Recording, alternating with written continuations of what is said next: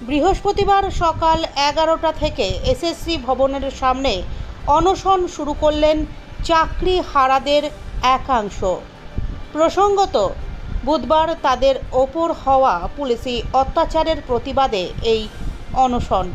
উল্লেখ্য, সুপ্রিম কোর্টের কলমের খোঁচায় চাকরি হারিয়েছেন প্রায় 26,000 শিক্ষক অশিক্ষক কর্মী।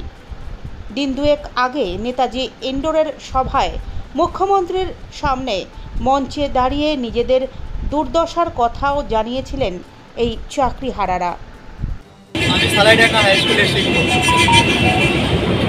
আমার কাছে একটাই মাত্র পদ দেখতে পাচ্ছি, যেই পদটা আমি বাঁচতে বাধ্য হলাম সেটা হলো অনশন।